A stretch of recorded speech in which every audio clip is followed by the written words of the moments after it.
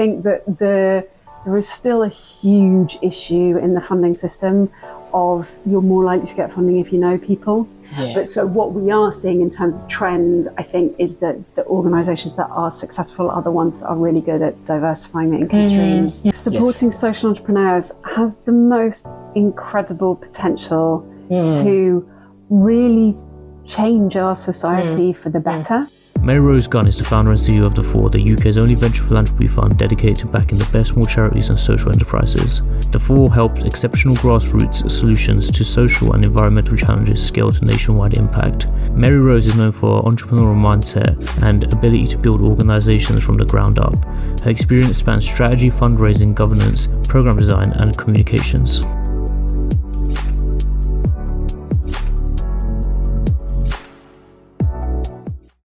Welcome to a new episode of our podcast. Today we have the honor of having with us Mary Rose GUNN from the Fore, CEO of the Fore. The format is slightly different this time around. We're just going to have a conversation, and I want us to be as natural as possible. Let's just talk about a different thing, but the theme is about support to early stage social entrepreneurs, right? Without further ado, I would like you to say a bit more about you, about your background, about the work that you do at the Fore, and how and why it's important for you to support social entrepreneur at the early stage of their startup journey. That's a great and very broad question. Yes. It is a real pleasure to be here. Thank you so much for inviting me. Welcome. This is really fun. So I am the founder and the chief exec, as you mentioned, of the Fore. And the Fore is a venture philanthropy with the only venture philanthropy fund in the UK that is backing the best small charities and social enterprises. And the reason why we do it is because 98% of funding in the UK charity sector goes to the largest 8% of charities. Yes. And that means that innovative solutions to some of our most complex social and environmental problems very rarely make it to the mainstream because the grassroots social entrepreneurs who are in the community, who have knowledge and expertise and ideas, and they know how to solve problems, but they just find it incredibly difficult to access funding and support. Yes. So as a charity, that is our mission, basically to solve. We are trying to create a society that is able to solve its own problems by making sure that the best charities and social enterprises can access support. And our goal is for exceptional solutions to be able to get from grassroots to nationwide impact within 5 years. And there is a fantastic example of that sitting directly in front of me. Because Claudine, you and I have known each other now for, I think it's 7 years? 7, 8 years. Since you were right back at the beginning of Trampoline. Yes, absolutely. And Claudine, you came to us with your idea for what you were trying to set up, which was wanting to get business expertise and skills and training to people who were looking to set up their own businesses, for whom the kind of traditional type of business education wasn't really working for. And you clearly were on a mission. You had a great knowledge of what was needed and of the types of people that you wanted to back. And you were really well networked in your community, and you had a fantastic product as well. And we were thrilled to be able to support you with very early stages of building Trampoline, which is the most gorgeous success story. Thank you. Look at us now. Fantastic offices. Yeah, exactly. On your podcast. In our podcast, in our own office. I know. Soon to be in a bigger office. I can't wait to visit that too. Yeah, so no, we go a long way, as Mary Rose is saying, and what I really love about the Fore, your mission and the way you execute that mission is that the support is not just in funding, grant funding. It goes beyond that. I remember the funding that I got was just before the pandemic. We got a 2-year grant, 30K over 2 years. And then unrestricted. Can you imagine unrestricted funding? Yes, they trusted me as the the founder of the organization to know what to do with the money, to know how best to use the grant for the growth of the organization. And that is so unprecedented. I'm not too sure if there are other organizations, even to this day, who approach. There might be one or two here and there, a few, kind of a handful. Sadly, I think we are still very, very unusual. And I mean, it really upsets me how slowly the funding sector is moving towards unrestricted funding when there is now so much evidence out there about the greater impact that it has. Yes. And, there have been so many reports that have been funded by big funders that say charities will do much better if you give them unrestricted funding. And then the funders don't follow the recommendations of the reports they paid for. Absolutely. In terms of the landscape within the social sector, or the kind of impact businesses, what are the type of idea, the type of ventures that are emerging these days? Did you still see more or less the same type of social enterprises, or is it broader? That's a really interesting question. I think. So we're backing exclusively non-profit. So they are charities or KICs that are limited by guarantee or community benefit schemes. So they're all obviously social enterprises. And I think because we don't have a specific cause criteria, we are backing charities and social enterprises working across all areas, be it from addressing homelessness to community business to environmental or sustainability issues. So I think that we're not necessarily seeing any particular trends in causes, because what they're doing is they're answering the needs. So we do, I suppose that's not quite true. We do see trends in that, for example, recently there's been a lot of organisations looking at mental health, but that's because of the growing need in terms of exactly, it's a response to need. Yes, but what I think there is a trend in is that because the funding landscape is so competitive now, and the more that time goes on, the harder it gets. And I mean, it's to do with the fact that there's much less local authority and government funding around. So actually, traditionally, stuff that had been funded by councils like domestic violence refuges, for example, those are not statutory services. They are now often being victims of cutbacks. And so they're now also looking for grants. So more people are now applying to a same size pot. Exactly. But so what we are seeing in terms of trend, I think, is that the organisations that are successful are the ones that are really good at diversifying their income streams, being more entrepreneurial, looking at earning money alongside also grant funding, because you can't, and the grant funding, as it's so mercurial.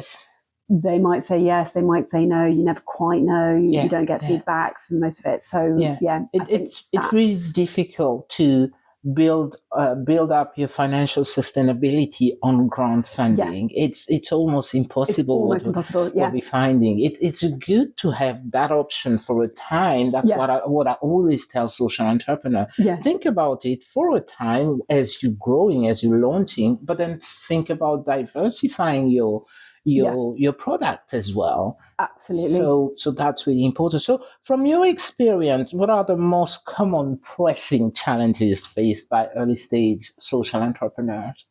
I think it's probably capacity, in that you have to be, and particularly at the moment, with the challenges around resourcing your organisation, you have to be able to do everything, and being able to have the time to think about longer term strategy, to think about, how do you put really strong governance in place if you are so time pressed, and the funding that you are managing to raise, a lot of it might be project specific. And that doesn't give you any leeway to spend money on your core costs and your overheads. And that puts a huge pressure on leaders because they, social entrepreneurs set up their organizations because they care about the problem they're solving. Yeah. And they do not give up. I was going to say they don't give up lightly, but basically they don't give up. They fight on and they fight on. And even if it doesn't work with one another, they'll end up doing this, addressing the same issue in another area often. But it is really very, very difficult for them to be able to sometimes let go when they need to, or we are seeing a bit of a trend because things are so difficult is that some people are making clever decisions to maybe scale things back a bit to try and get through the next year. Hopefully things will ease up in a year or so, and then they maybe can scale back up again. But capacity of their individual time as leaders, I think is, and how one of the things that we say to everybody is, do you take holiday? Because the burnout of leadership is terrible. And I know, for example, you were last year not very good at taking holiday until right at the end of the year. Yes, absolutely. And then what happened when you take your holiday, after working so hard for so many months, you fall ill. Yeah. What I find is every time I take time off, I then fall ill because just because the body is talking to you and telling you, you know what, we should have done that a long time ago. Yeah. Just going back to what you were saying, I remember last year you invited me to the Fore networking event, summer networking event, and I had the opportunity to talk about the three main things, our three most pressing needs. And one of them was obviously access to funding, but I was more focused on access to sponsorship, partnership, so as to kind of distance ourselves a little bit from grant funding, and for the past 5 years, we've done a lot of tendering. Yeah. But again, as you're saying, tendering is program-based, it's project-based. It doesn't give you the leeway to kind of grow, to expand. Yeah. So that's, usually you think about funding, I need funding. And then once you get to the stage of getting funding, you think, that is still not sustainable enough. I need the next thing. Hence the importance of diversifying income. And that's one of the things we constantly tell people, think about how you can diversify your income. It's really important. That's so true. But I think what you have also just touched on there is really another challenge, which is access to networks. Yes. And one of the, I should have answered this. It is a part of my first response, but what we are providing, as you've suggested, is it's access to funding, but it's also skills and expertise and training support and networks. Yeah. And the summer event that you came to was a big part of that, is connecting people in with business skills and contacts. So if you are an organization that's thinking, right, let's diversify through corporate partnerships in some ways, how do you meet those businesses? And, we have the sorts of leaders who we're backing. They have done every job under the sun, from, they've been teachers to prison governors to, they've run youth hostels, they've done all sorts of stuff. Yes. But they've done the sorts of jobs where they probably don't necessarily have corporate networks. Absolutely. So how, if you've been a nurse or a healthcare professional and you've got this incredibly, and this is a real example, that an amazing charity called Your Stance, 2 nurses who set up getting volunteer clinicians to teach young people into emergency first aid support, so they can support and basically save friends. Yes. Because these 2 nurses were horrified by the number of young people who were coming into A&E and dying of violence. They were victims of youth violence because they basically did the support wasn't there early enough to them, the first aid support. But anyway, Chantal, who is one of the founders, who's now running Your Stance, and Anna, the co-founder, they were nurses, and they are setting up now. I mean, they have incredible partnerships with football clubs, but how do you make those connections? Yes. And, they're talking to businesses, they're talking to everyone. How do you do that if, Yes. You've spent your whole life in the NHS? It's unlikely don't that have the connection. you have the right connections. Yes. So, I think that is another huge challenge. Yes.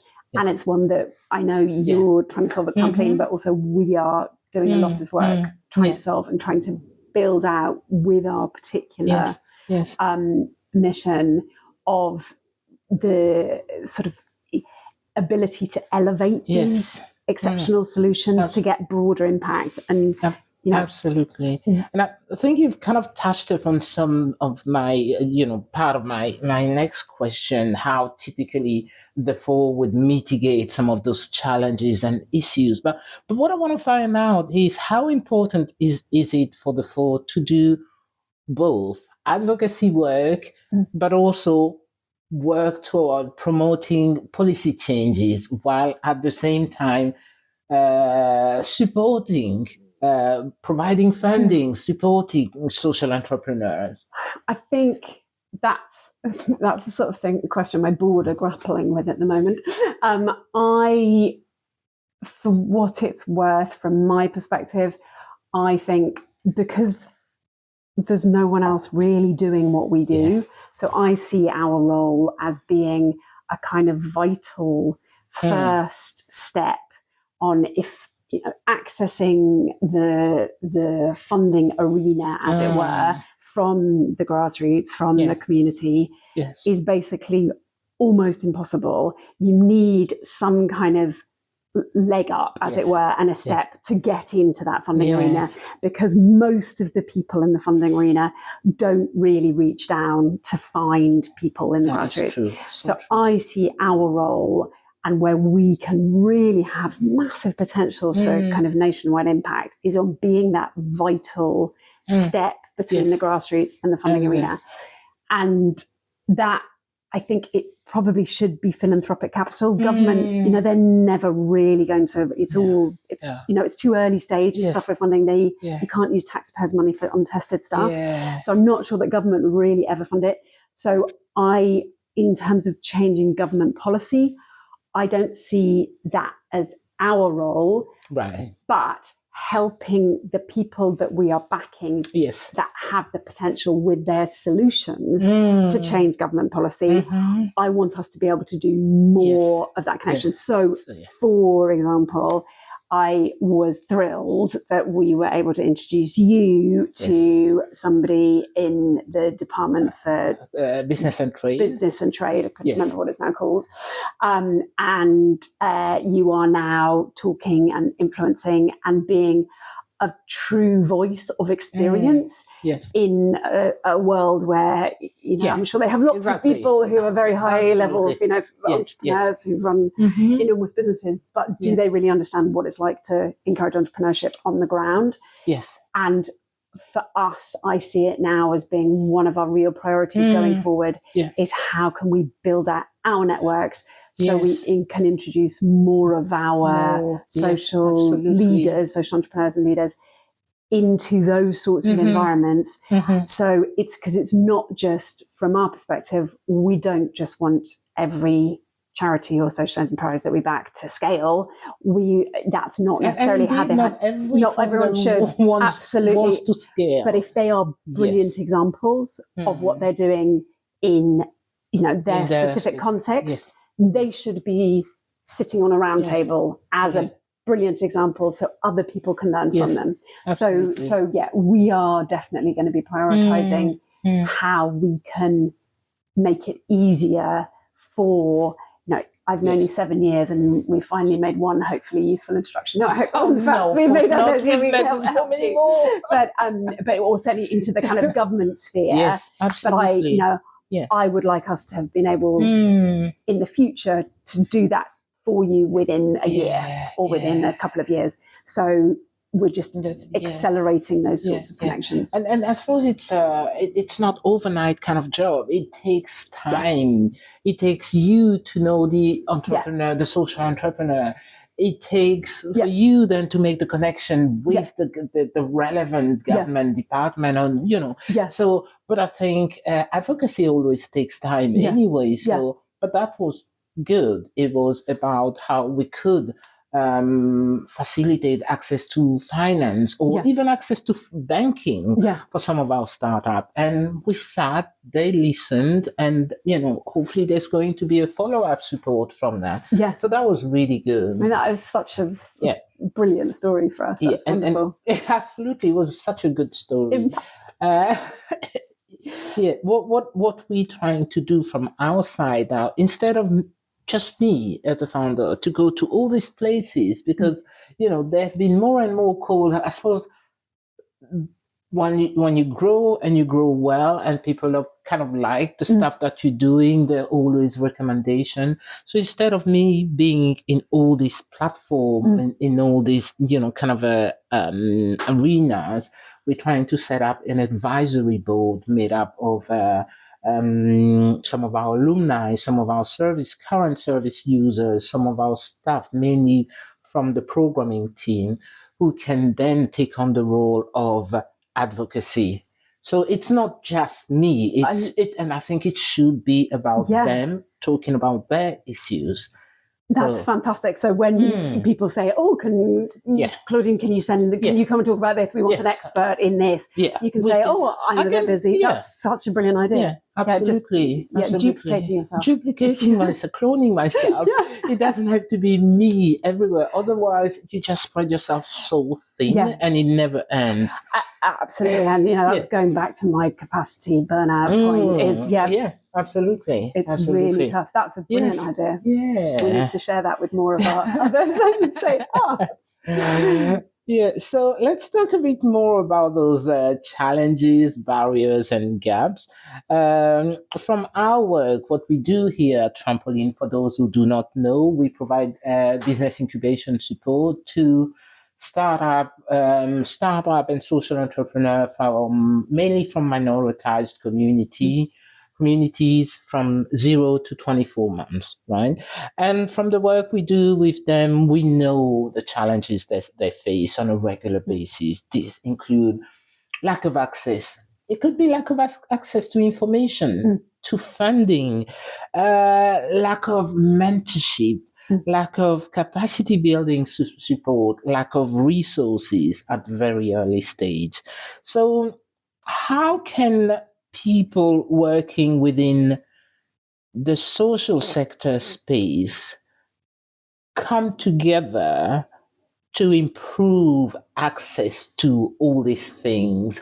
And I'm talking to you because you're one of them. Within that space, we have activists, we have community members, we have VCSC sector organization, we have private sector organization, we have public sector organization, including policymakers. How do we get them to think together toward a common solution? Are we there yet? Or no. No. What do we do? How do we get there? Do you want my really honest answer? Yes, of course. We never done, fake. It's too hard. I think I would say expend energies elsewhere. The social sector. Brutal.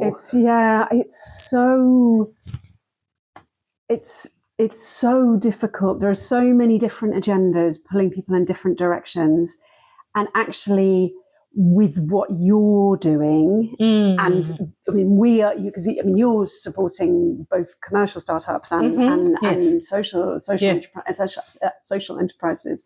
But with what you're doing, I'm not sure that in many instances, actually, you wouldn't have more success by encouraging the idea about this isn't about charity and this is about enterprise and this is about businesses and this is about us I don't know what your long-term goal is, but I'm sure you wouldn't be unhappy if, a trampoline startup became the next unicorn. That is what gets people excited. Yes. And what we do find is that all of the skills and support, or almost all of the skills and support that people need, is people are very keen to share it. And it doesn't matter if it's a commercial or or a social startup. People don't really, they're so excited by the idea of being able to share what they've learned with somebody who might not have had the opportunity to go to business school, or, they don't open up their networks. If they, it's all about chemistry and connection. If they meet someone and they're really excited by their vision and what they're trying to achieve, I think that is incredibly powerful. And trying to align the social and influence the social sector, you can spend years and years and years, and people do and have in the sector, and you seem to be doing brilliantly. But I don't know. I mean, you might not agree with me. What do you think about that? My next one is actually kind of a cheeky one. It's not actually a cheeky one. It's it's just from my reality and the reality of the people I've worked with, my service users. Do you think it's reasonable to say that there are still systematic and structural barriers that prevent social entrepreneurs to succeed, and mainly those from minoritized community? Yes. I'm sorry to say, I think, absolutely. I think that there is still a huge issue in the funding system of you're more likely to get funding if you know people. And sort of by definition, if you are from a more isolated or minoritized community, you're less likely to know people. And it's the way that funding is offered and the complicated. One of the horrifying things that we hear from the people that we are backing is that post-COVID, a lot of the funders opened up and they went for more unrestricted funding in COVID, and they were much more open. And as things have got more competitive, they've just contracted back in. Yeah, they are. Within 2 years. Their application processes are harder. It's more competitive. So many of them are closed for strategy reviews at the moment. And that has just really reinforced a lot of the negative stuff that was going on before. So, I am really sad to say there are a lot of people that are trying to change it, but just not enough. It's not fast enough, and it's not. So are those disparities based on geographical region, background, identity? What is it? How do we? I think there's. I mean, in the commercial sector, there's still only what is it like? 5% of the funding or something horrifying goes to female-led organisations, and 2% of the funding goes to people of colour, or like something in VC generally. So there are just still things that inspire more confidence, in inverted commas, than others, and types of, and I think that the funding sector, however much it says it doesn't, it can't help but be influenced by those sort of, underlying feelings of, oh, well, if somebody looks like this and has this educational background and this, they're much more likely to succeed as an entrepreneur or a social entrepreneur than they are if they, and the people who are running the VC funds are still very undiverse. And it's, true. It's easier to feel comfortable about taking a risk on somebody who you feel a sense of commonality with. And, if they went to the same university as you did. And that is still not being fought as much as it should be. But there are lots of initiatives, and there are lots of people that really want to change it, and we are seeing more of them coming to people like us and saying, oh, I've worked in these sorts of industries and I've realized that actually, we weren't doing as much as we could, and I'd like to change things, and how can I go at this, and how can I share my skills with an early stage startup to really try and address some of these things. So there were definitely people want to change openness, but still the structural thing is still there. A lot of it still hasn't. Absolutely. I mean, I've seen that with my own eyes.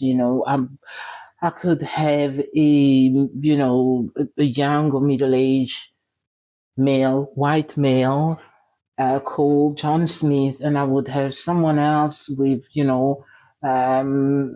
not British sounding name, both with brilliant ideas. One would go put in, an application for a loan, a small loan, get it immediately, no scrutiny, nothing. And the other person, our friend Olu, would go and then it would be just, the level of scrutiny is just, you're thinking, but this is just for 5K. This is just for 10K.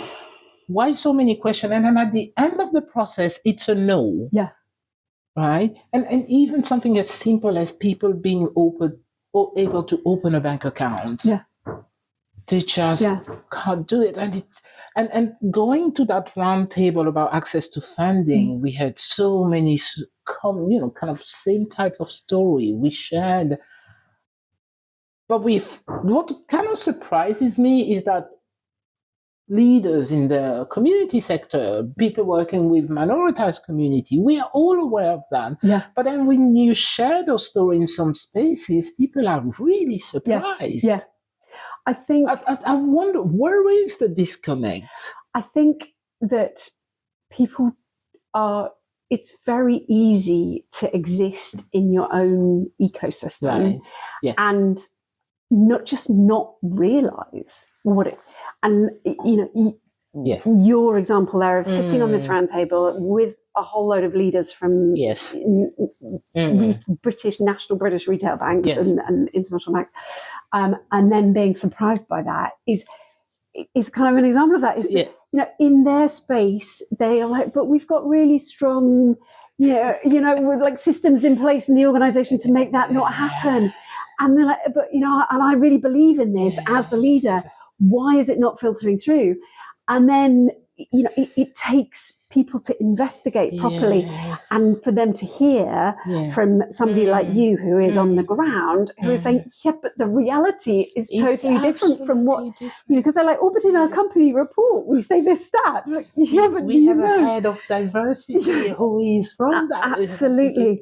And it's the things in between don't necessarily, and this is where I think that it's so exciting, the potential of what you and we do, similar sorts of things, is that we have the opportunity to foreground these issues and to raise the profile of them. Yeah. So the people who, because I would say most people are good people, and they don't think this is right, but they just are, either not looking in the wrong direction, not aware, or they just the targets are wrong within their organisation, and at some point there's some algorithm somewhere that said that someone called John Smith is more likely to pay the money back, or whatever it is. Absolutely, and they haven't, nobody's properly investigated to find that algorithm and delete it. Yeah. And when they delete it, it changes things, and they say, completely different assumption. But they just, it needs to come from the top, and the top needs to hear. Yeah.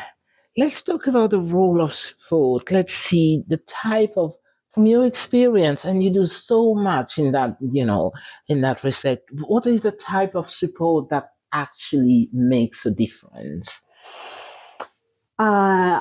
So I think in some ways you probably would be better to answer this question than me, but so 60% of the people that we back with grant funding say that the non-financial support we offer, so the skills support, access as much to as networks, 60%, they say it's as valuable as the money. Yes. So clearly, obviously, the funding is really important. And the fact that it's unrestricted is we absolutely. Are repeatedly told that is vital. But I think in terms of the other support, it's access to skills that otherwise people might not get for free. And that comes with also access to networks.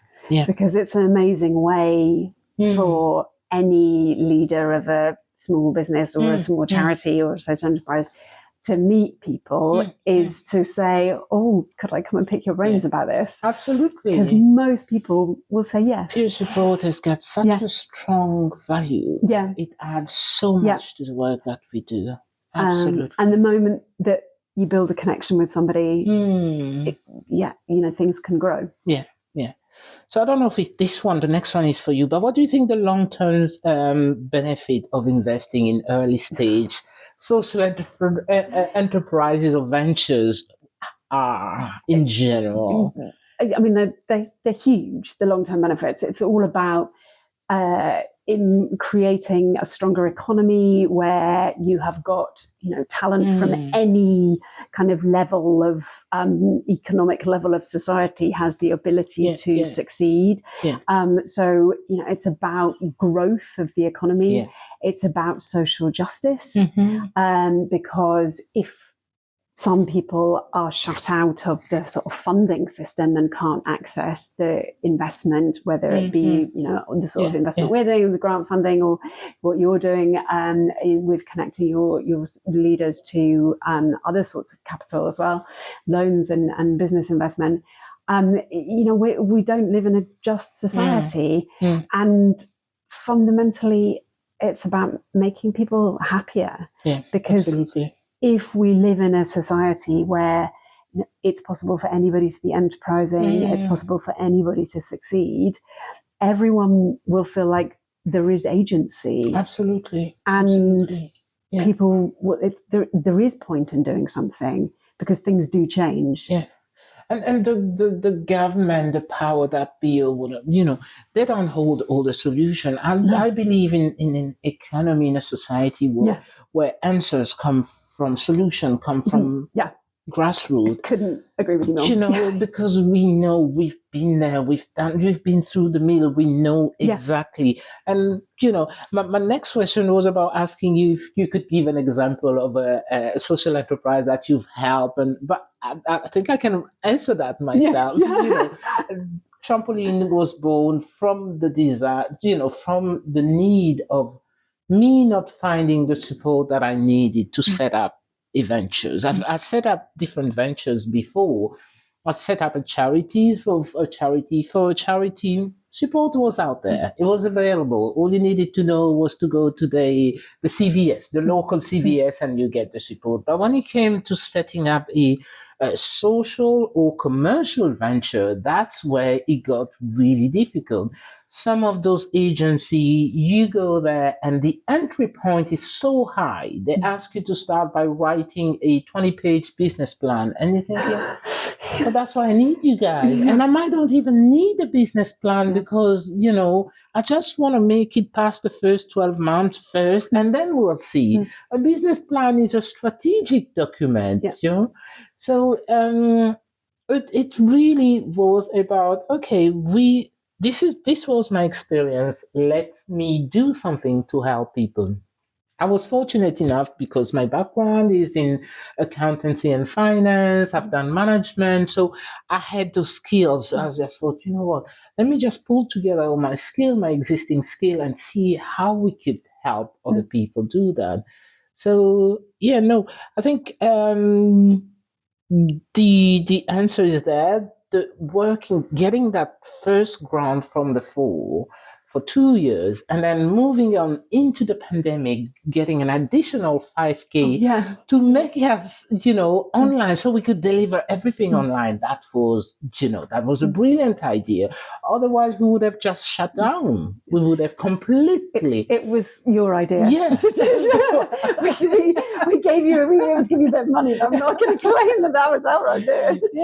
Because we used to do everything in person, and it was like, okay, what can we do? And it wasn't that expensive to change from in person to online. We got the 5K, we did it. And now, how many businesses have you supported? How many people have you supported to set up? Oh, to date, I think we are in the region of 900. The last count was around 980. We passed that. That was around January. So we started several new cohorts in January. I would say over 1,000. Yeah, over 1,000. And that is because our support is really long-term. We work with people for a minimum of 6 to 9 months, right? It's not just, okay, come and, training sessions, and that's it. We do a lot more than that. Do you have are you able to measure how many jobs do you think you've created through those 9,000 plus businesses? No, we haven't actually thought about that. And I think that's would lead me to another one of my question is about the importance of storytelling. Yeah. How important is storytelling in the work that we do, in increasing visibility, in making us more sustainable? It's such a great point because it's utterly vital, I think, both for us as organisations. So, I mean, we are wholly reliant on grant funding ourselves. So we have a range of partners who are both businesses who are really interested in supporting the early stage startup community, but also sharing the skills of their staff, and then individuals and funders. And for us to be able to raise the support that we need to be able to give away money and be this early stage funder, we have to tell the stories of both the people that we're supporting and of ourselves. And it's so important. But I think it's something that it's really hard to kind of measure and quantify the impact of it. And it's expensive as well. It's expensive. Yes. And it's one thing that we find is really, I hope, something that we do that's quite useful to people is that we do a lot of work now to publicise who we're backing to help raise their profile. Yes. But as part of that is we are summarising who they are as organisations from all of the information they've given us. Yes. And often I think that young non-profit organisations are it's very tempting to use a lot of jargon when you're talking about what you do. Yes. Because especially if you're talking to the local authority or to other sort of more institutionalized organizations, they can want that sort of language. Yes. But when you are telling your story to the public, you've got to talk about people and real examples and not talk about stakeholder engagement and capacity building and blue sky thinking and all of those terrible jargon words. You've got to talk about, this is Olu who had this experience and is now doing this, and isn't this amazing? And I think that one of the things that we do spend quite a lot of time on, but it's sort of impossible to tell the difference that it makes, but I think it does really help, is how we are telling the story of the people we're backing to others. And then the people that we're backing, they're welcome not to use the way we talk about it if they want to. But we often find they say to us, oh, it was really interesting when you posted about the fact that we've got a grant from you. Yes. You talked about our work in this way. Yes. And we normally think about it like this. Yes. But actually, different perspective. It was a slightly different perspective. And you really highlighted. And absolutely. I think it's about highlighting the impact rather than highlighting the activities. And it's so, and we've all done it. Well, I'm not sure you probably haven't, but I certainly have, is got really too deep into the activities when I forget that actually what people are really interested in is the impact. Yeah, absolutely. So storytelling is vital. Yes. And it's hard to do. And it can be expensive, or if you can find the right advisors, it can be. And there's a lot of people out there that want to help, but it's about connecting with the right volunteer support. Yeah.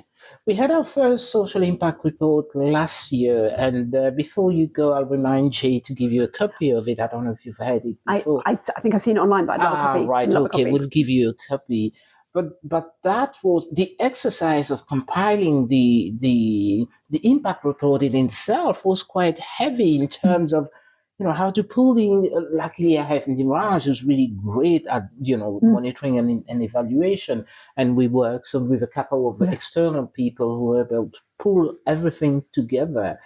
But it was quite a long process and an expensive one. Yeah.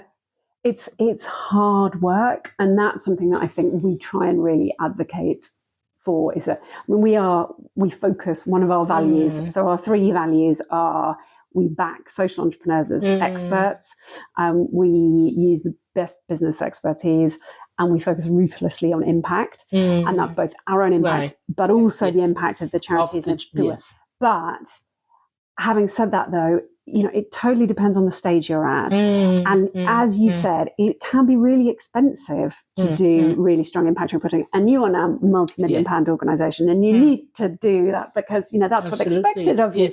Yes. But when we as a funder are really adamant that, when we first met you, we wouldn't have expected you to have really complicated impact reporting because it's not right for the stage of organisation you were.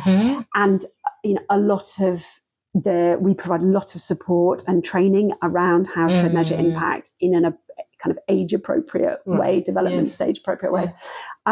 But also, and I remember being really relieved to hear this from some of the sector's kind of top impact experts, is that actually sometimes sort of it needs to be quite well organised, but actually just anecdotal impact stats in the right way. So, just going around and asking people, like, has Trampoline made a difference to you out of 10? As whatever, at the beginning stages.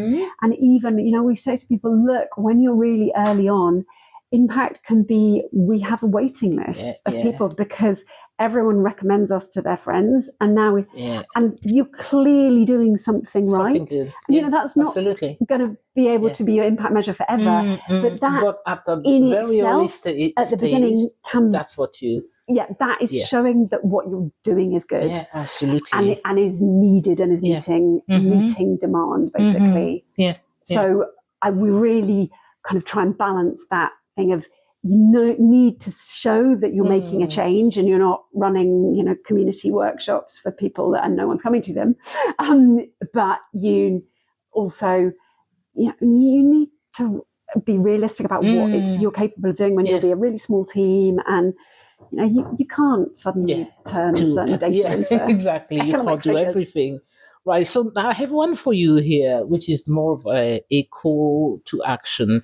Imagine we were sitting here, yourself, me, someone from a local authority, or the national government, someone from the private sector. What could we do to create an environment that promotes or that kind of improve social entrepreneurship? What would be the call for action for each of us? For the local authority person, I would say to them, when you're doing procurement, put more trust in your people on the ground who are talking to the businesses and talking to the service providers. So that they can potentially give a contract to somebody who might be smaller but might be much better connected locally to some national business provider that is going to say, oh, well, we get people into employment, and then actually they do it for 3 months until the thing is ticked off, and then all of the people leave. Whereas you might have a local employment support charity or social enterprise that's doing a much better job it might be slightly more expensive, but it's worth paying for it. But so, like, trust and listen to your local context and your staff, so that they can use their judgment rather than it just being decided on the basis of who's cheaper. To the government person, I think I would say, create more policies, perhaps. Or give. Like champion local authorities and examples of people that are doing what I just said, rather than just going with the big providers who are not actually doing that good a job. Say to them, look at this incredible local authority out there that actually has had a huge impact on its community by supporting local businesses and social entrepreneurs. And for the government, social entrepreneurship is slightly different from local, like commercial entrepreneurship. I mean, commercial entrepreneurship, there's so much money out there for like, startup businesses and stuff, and just absolutely make sure that the people who are overseeing it and sitting on the panels come from a massively wide range of backgrounds, so they don't have those things in the John Smith versus the Olu example. Private sector. Sorry, what did you say? Private sector. Just please, as leaders, think about the effect that your business is having on the broader world, not just your shareholder value, because ultimately your shareholder value will go up if you treat people well, if you lead as being a business that isn't just about the single bottom, just a profit. Exactly.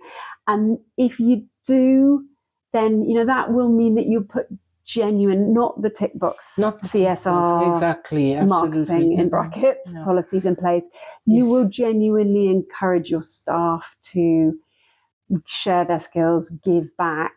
You'll pay your staff properly. If you're a business that has a lot of low-paid workers, you will make sure that they are being supported and trained and developed, and you'll have a much happier, healthier business because of it. But absolutely. I mean, maybe I'm naive though, and nobody can. Well, we gotta be a bit naive, otherwise we wouldn't do what we're doing. You got to believe in that vision. Optimistic. Yeah, exactly. Yes, the vision is there. It's alive. We're going to get there. One way or another. We will. Yes, it's been really good talking to you. It's coming on to the end of our podcast.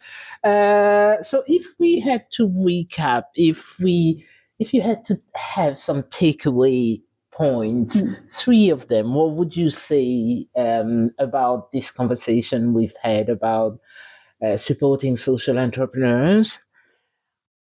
I think, I'm not sure I've got 3, but the one that really springs to mind is that it has impact. Supporting social entrepreneurs has the most incredible potential to really change our society for the better. And making sure that you are looking hard enough to get your support into the grassroots is something that we all need to do more of. Absolutely. And organisations like Trampoline are an incredibly easy way for other people to do that, because you are a conduit for supporting social. People can come to you and find out where and how they can back them. Thank you. But if we did more, like the economic benefits of it, the social benefits of it, they speak for themselves. Yeah, huge. Absolutely. Yeah. Thank you. I think we've got one last thing, the quickfire question before we go. But before we do that, if you would like to share your website or any information about, how people can access the Fore, the ground, the next round. And So we are, thank you for this chance. So thefore.org is our website. We run 3 funding rounds a year. And it's unrestricted access to unrestricted funding, to skills support and support with impact measurement is all part of the package. It is, and that's for charities and social enterprises. Yes, CIC. Absolutely. CIC is limited by guarantee. Yes, and community benefit societies are all eligible as long as they have turnover of under £500,000 in the previous financial year. And we are open to everyone. It is incredibly competitive because sadly we are still one of the very, very few that is doing what we do, offering unrestricted funding, and it's so in demand. But it's a process that is designed to level the playing field. So don't feel like you'll be at a disadvantage. Anyone who's listening who hasn't got fundraising experience, it's specifically designed to level the playing field. So if you are somebody with a vision and generally a bit of a track record. You need to be able to show what you're doing and how you're doing it in some way. Yeah. But it can be kitchen table track record. That's absolutely fine. Yes. It doesn't need to be like sort of fully professional structure. Yes. So that's the Fore. Please do apply if you're interested. We welcome applications. We give everybody feedback. Yes. And then for anybody who might be interested in sharing, whether it be time or it might they have some funding to share with really exciting early stage social entrepreneurs like Claudine, like you 8 years ago. You're too big now. You wouldn't be eligible for funding. No, not anymore, unfortunately. But getting like incredibly valuable catalytic support into organisations like yours, then obviously we'd welcome a chat. And if you have got any kind of skills to share, whether you might be a lawyer, whether you might be somebody who's run something, whether you might be, we probably couldn't share medical expertise, but you never know. Please do. We have a pro bono network, and we are always trying to connect our charities in with the kind of support that they need. So, Thank you. And I can testify to all of that. What I like is that, yes, we're not eligible to apply anymore, but the support we still receive from the Fore, it's amazing. Even, last month I've got an email I need to reply. We needed legal advice a couple of months ago. I contacted Elspeth, who put me in contact with one of your pro bono lawyers, and I'm working with them. They say they can't provide one person because the issue might be different, but if I need to talk to them anytime. So it's always one email away, one phone call away. I just need to say, look, could I ask something? Could you guys help me? And the answer comes within 24 hours, which is amazing.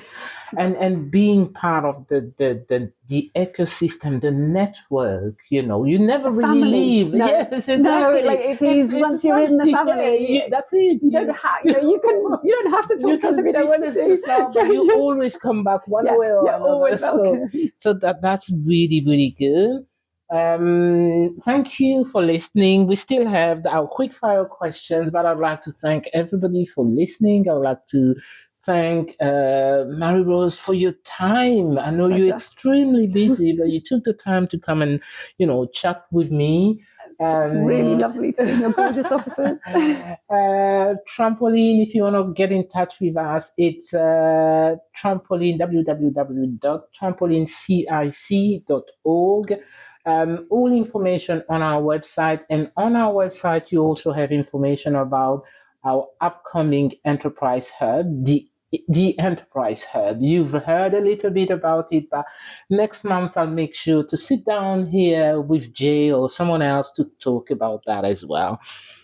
Now, without further ado, the quick fire question. Best piece of advice you've ever received? Sorry, this isn't very quick, is it? I think listen. Yes. Okay. You never go wrong when you listen. Yeah, absolutely. What is your favorite part of running the Fore? That's really easy. It is conversations with the leaders of the charities and the social enterprises. Knowing people like you, Claudine. Yes. Thank you. It's a massive joy to my life. Yes. What will be the role of the Fore for the next 5 to 10 years, or is the vision the same, or is it evolving? I think the vision is the same, but it's just getting bigger. When I first started the pilot 13 years ago, in the back of my mind, this was a long time ago, in the back of my mind, I always thought, if this works, I'm going to want to try and scale it to influence the sector. It's taking longer than I had hoped. But you've done so much though. I really would love the Fore to try and lead the way in changing the way that the social sector is funded. It needs to be, funding needs to be more like investment. Yes, and absolutely. Much greater trust needs to be put in social entrepreneurs rather than the current system, which is really disconnected. There's a massive disconnect, because if funding was offered in a much more investor-like way across the board, with unrestricted support, with investment in the missions of organisations, then I think we genuinely would live in a much happier, healthier society, because people with ideas would actually be able to take them to scale and solve the problems that we're facing. I mean, if Trampoline can get into a new enterprise hub and then, scale up, replicate around the country, think what a difference that would make. Instead of 1,000 businesses, it would be hundreds of thousands. Absolutely. And that's there for the taking. So you need to be given that chance. Thank you so much. Thank you for your time. And again, unfortunately, that's the end of our podcast. Thank you so much. Hope we can do it again one day. I'd love to. Thank you very much.